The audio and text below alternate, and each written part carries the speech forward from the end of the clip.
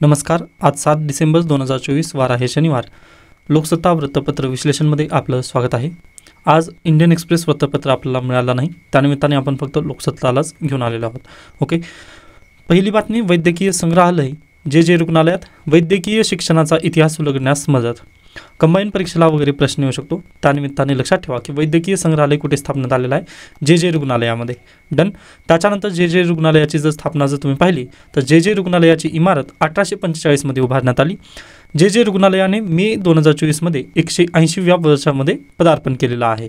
Okay, त्यानंतर अगदीच जर तुम्ही पाहिलात, हे रुग्णालय सुरू करण्यासाठी सर जमशेदजी जिजाभाई यांनी 16 मार्च 1838 रोजी 1 लाख रुपयांची देणगी दिली होती. वैद्यकीय महाविद्यालयाशी संलग्न असलेले संपूर्ण रुग्णालय या देणगीमधून उभारण्यात आलेले होते. ओके, सर जमशेदजी जिजाभाई यांचं नाव प्लीज लक्षात ठेवा. परीक्षेला प्रश्न येऊ शकतात पहा. कंबाईन परीक्षेला डायरेक्टली प्रश्न असेच येतात. पर्सन इन न्यूज असेल ना तर डायरेक्टली प्रश्न विचारले जातात पहा कंबाईनला. आता अगदीच हे आपलं आउट ऑफ द सिलेबस जरी असलं तरी प्रश्न येऊ शकतो, चान्सेस आहेत, त्यामुळे मी ही न्यूज घेतलेली आहे. ओके, त्याच्यानंतर पुढे चला. दुसरी न्यूज आपल्यासाठी गरजेची दिसत नाही आहे. त्यानंतर पुढची न्यूज आहे, व्याजदर कपात नाहीच, GDP वाढीच्या आशांना खात्री, महागाईचा ताप चढण्याचा अंदाज. डिसेंबरच्या सुरुवातीला आपल्याला समजलं की थर्ड क्वार्टरमध्ये आपल्या GDPची ग्रोथ ही थांबलेली आहे व ती तळापातळीला जात असलेली आपल्याला पाहायला आली. बरोबर. मग GDP कमी होण्याचे नेमकं कारण काय आहेत आपण शोधून काढलेली होती. त्या दिवशी मी सांगितलेलं होतं तुम्हाला की पहा, कशामुळे GDP खाली जात आहे, तर महागाई वाढलेली आहे. महागाईमुळं जी आपल्याला जे वेजेस मिळतात, ते वेजेसचा जो पैसा आहे आपल्याजवळ, जी इन्कम वगैरे आहे ना, त्याचं जास्तीत जास्त जी इन्कम आहे ती कुठं खर्च होत आहे, महागाईवरती खर्च होत आहे किंवा जीवनावश्यक वस्तूंवरती. त्यामुळे जे उत्पादन व्हायचं आहे ते उत्पादन आपण कमी होत आहेत. व पहा, अगदीच जे इंडस्ट्रीज वगैरे ते आता बंद पडण्याच्या वगैरे कगारवर आहेत.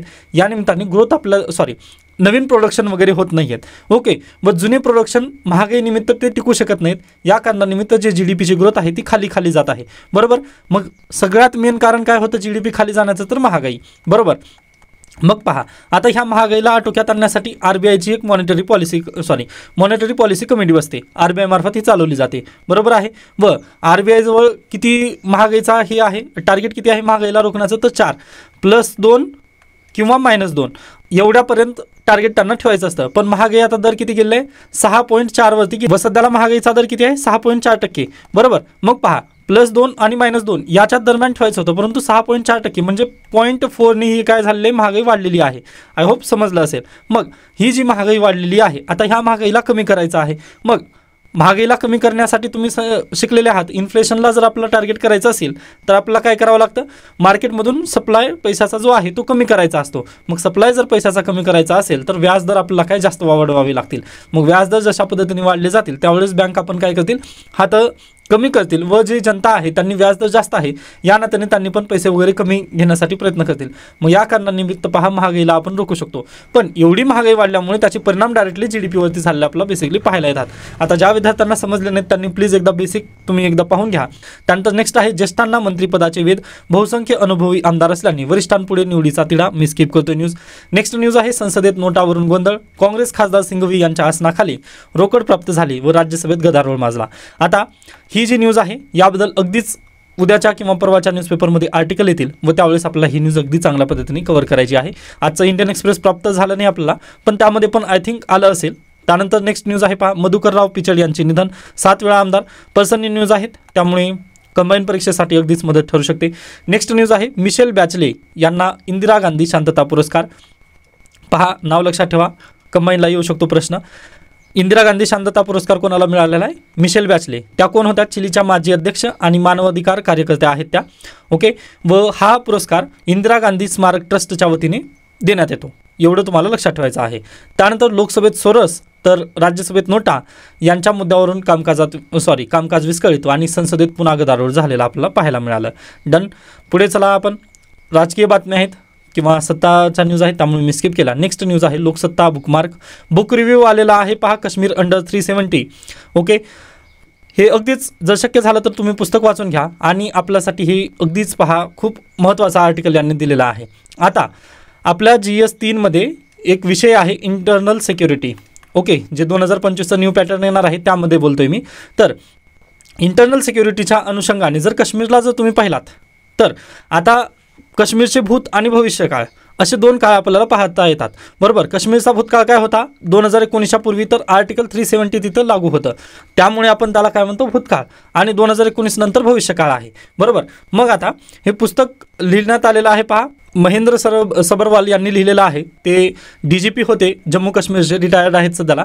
ओके, माजी पोलीस महासंचालकाच्या अनुभवांविषयीचं हे पुस्तक आहे, त्यामुळे आपल्याला अगदीच काश्मीरमध्ये काय चालू होतं किंवा काश्मीरसाठी काय महत्त्वाचं आहे हे थोडंसं आपल्याला अतिशय महत्त्व या पुस्तकातून आपल्याला मिळतं.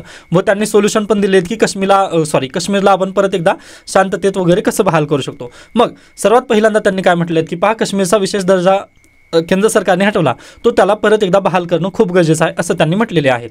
डन. मग आता सध्याला नुकतेच इलेक्शन झाले, मग त्या इलेक्शनमध्ये मतदारांचा विक्रमी प्रतिसाद पण आपल्याला पाहायला मिळाला, त्यामुळे काश्मीरची जनता अगदीच शांती चाहते असं तुम्ही तिथं म्हणता येतं की पहा, शांतताप्रिय सगळेजणच असतात, बरोबर आहे. म्हणजे त्यांना पण शांतीच हवी आहे, पण त्यातील जे इंटरनल फॅक्टर आहेत ना, त्यामुळे तिथे अशांतता वगैरे प्राप्त झाली, हे आपलं बेसिकली तिथं सांगण्याचा त्यांनी प्रयत्न केलेला आहे. ओके, मग ही अशांतता कशामुळे आहे, तर अगदीच आता पहा, आपल्याकडे खाली दिमाग शैतान का घर अशा पद्धतीने एक म्हण आहे, बरोबर. मग खाली दिमाग शैतान का घर, आपण खाली केव्हा बसतो, ज्यावेळेस आपल्याकडे काम नसतं, बरोबर आहे. मग अगदी त्याच धर्तीवर पहा, आता जम्मू काश्मीरमधील पण जनता किंवा जे यूथ आहे ते पण खाली बसलेत का, तर त्यांच्याकडे काम नाही आहे. आता काम कशाचं आहे, त्यांच्याकडे फक्त सरकारी नोकरी एवढंच, सरकारी नोकरी एवढंच त्यांच्याकडे काम आहे तिथे. बाकी पहा, दुसरं कोणती इंडस्ट्री वगैरे तिथं लागू शकते का, आजपर्यंत उद्योग वगैरे तिथं लागू झालेले नाही आहेत. ओके, त्यानंतर शेती, त्यानंतर अगदी अन्य जो दुसरे उद्योग वगैरे जर म्हटलात ना, तर दहशतवादी संघटना किंवा अगदीच जे अतिरेकी हल्ले वगैरे आहेत, त्यामुळे ना त्यांचे ते उद्योग वगैरे चालू शकत नाहीत, त्यामुळे जे मोठे इंडस्ट्रीज वगैरे ते जम्मू काश्मीरमध्ये जात नाही आहेत, बरोबर आहे. या कारणांनी जे काही तेथील यूथ आहे पहा, जे युवा वर्ग आहे, तो फक्त एकतर सरकारी नोकरीची तयारी करू शकतो रोजगारासाठी, अन्यथा तो खाली बसतो पहा. मग खाली दिमाग शैतान का घर म्हटल्यानंतर अगदीच पहा, जे यूथ आहे त्याला रॅडिकलाइज वगैरे केलं जाऊ शकतं व त्याला दहशतवादी संघटनेमध्ये वगैरे बदललं पण जाऊ शकतं. मग याच कारणानिमित्त आपल्याला पहिल्यांदा काय करणं गरजेचं आहे पहा, यूथला टार्गेट करणं खूप गरजेचं आहे आज घडीला. ओके, जर तुम्हाला जम्मू काश्मीरमध्ये शांतता पाहिजे असेल तर तुम्ही यूथला पहिल्यांदा टार्गेट करणं गरजेचं आहे, कारण तिथे काम नाही आहे त्यांच्या हाताला. मग काम नसल्यानंतर खाली दिमाग शैतान का घर या पद्धतीने जर आपण पाहिलात तर अगदीच जे जम्मू काश्मीर आहे, जम्मू काश्मीरचं जे यूथ आहे ते रॅडिकलाइज वगैरे होऊ शकतं. मग यासाठी कोण काम करणं गरजेचं आहे, तर त्यांनी प्रमुखरित्या 7 गोष्टी तिथं भर दिलेली आहेत. काश्मीरच्या दृष्टीने दिल्लीत 7 प्रमुख घटक महत्त्वाचे ठरतात, ते पहा, पंतप्रधान, संसद, राज्यपाल, गृह मंत्रालय, संरक्षण मंत्रालय, परराष्ट्र मंत्रालय आणि अर्थ मंत्रालय. हे जे 7 प्रमुख घटक आहेत ना, यांनी कोणताही निर्णय जर घेतला ना, तो लगेच जम्मू काश्मीरवरती इफेक्ट पडू शकतो असं लेखकांचं तिथं म्हणणं आहे. त्यामुळे तुम्ही पण तुमच्या एनसीईआरटीमध्ये पण हेच 7 मुद्दे लिहायचे आहेत. आणि जे मी म्हटलं ना, यूथ बेरोजगार तिथं आहेत जम्मू काश्मीरमध्ये सध्याला, ती एक सर्वात मोठी समस्या आहे, त्याला पण तुम्हाला तिथं हायलाईट करणं गरजेचं आहे. आय होप हा पॉईंट समजलेला असेल. त्याच्यानंतर जनाधार नसलेल्या नेत्याला इतक्या मोठ्या आता हे थोडंसं बाजूचा अँगल आहे, पण हे राजकीय अँगल आहे. आता महबूबा मुफ्ती वगैरे, म्हणजे यांनी काय केले पहा, हे गृहमंत्री वगैरे होत्या. मग अगदीच जे जनाधार नसलेले नेते होते ना, त्यांनी पण जम्मू काश्मीरचं थोडंसं वाटोळ केलेलं आहे असं लेखकांचं इथं म्हणणं आलेलं आहे. त्यामुळे जे जनता आहे, जनतेमधूनच लीडर्स वगैरे तयार व्हावेत असं पण तुम्ही तिथं शेवटी जाता लिहू शकता. हे थोडंसं नॉट सो IMP आहे, फक्त मी हायलाईट केलं त्यामुळे ते वाचलेलं आहे. त्याच्यानंतर पुढे चला. आता 1993 मधील काही घटनाक्रम त्यांनी स्वतःचे अनुभव वगैरे दिलेले आहेत, ते आपल्यासाठी गरजेचे नाहीत, आपण ते डायरेक्टली लिहू शकत नाही तसे पहा उदाहरणं वगैरे.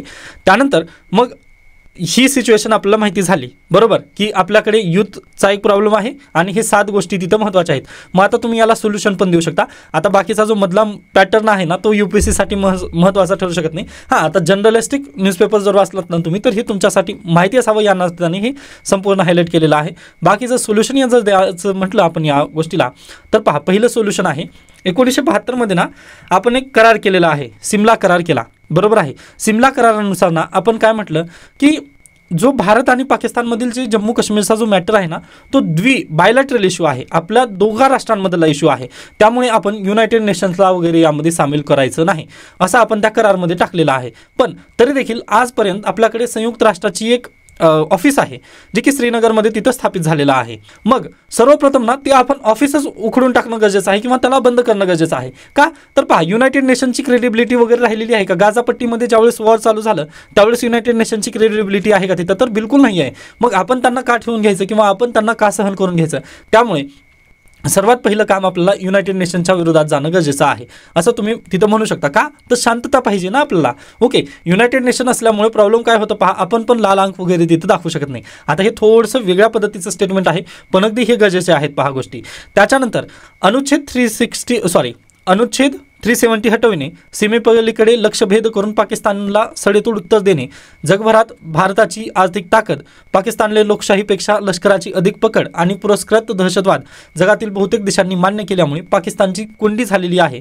या कारणानिमित्त पहा, आता अगदीच आपण स्वतःच्या म्हणजे युनायटेड नेशनचं तिथं इंटरफिअर न करता आपण हा बायोलॅटरल पद्धतीने इश्यू सॉल्व्ह करू शकतो. का तर पाकिस्तानची सगळीकडे नामुष्की झालेली आहे व आपण आर्टिकल 370 ज्या पद्धतीने रद्द केलेलं आहे पहा, अगदी त्याच धर्तीवर जे लाईन ऑफ कंट्रोल आहे त्याला पण आपण भारतीयमध्ये आपण आणू शकतो व भारतामध्ये ज्यावेळेस आणलं जाईल त्यावेळेस अगदीच पहा आपल्याला तिथं आपली जी पॉलिसी आहे ना ती तिथं राबवता येईल. मग आता ह्या सगळ्या गोष्टींमध्ये एक रोडा फक्त आहे तो युनायटेड नेशनचा आहे व युनायटेड नेशनला आपण तिथं म्हणू शकत नाही, कारण 1972 साली भारत आणि पाकिस्तानमध्ये एक करार झालेला आहे इंदिरा गांधी यांच्या काळात की भारत आणि पाकिस्तानचा जो इश्यू आहे तो आम्ही दोघांनीच मिळून सॉल्व्ह करणार आहोत, आम्ही युनायटेड नेशनला वगैरे घेणार नाही. मग हे थोडंसं जे मुद्दा आहे ना याला शांततेच्या मार्गाने जर घ्यायचं असेल तर आपल्याला हे युनायटेड नेशनला बंद करणं गरजेचं आहे.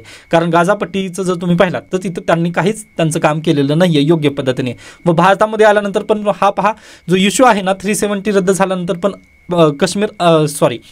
काश्मीर जो आहे तो अशांत का आहे, तर आपण तिथे काही पण करू शकत नाही. जोपर्यंत युनायटेड नेशन आहे ना तोपर्यंत आपण तिथं निर्णय घेऊ शकत नाही. ही एक थोडंसं काळजीची बाब आहे असं लेखक इथं बेसिकली म्हणण्याचा प्रयत्न केले आहेत. व तुम्ही लेखकांचं नाव हे रेफरन्स तुमच्या आन्सर रायटिंगमध्ये वगैरे नक्की देऊ शकता.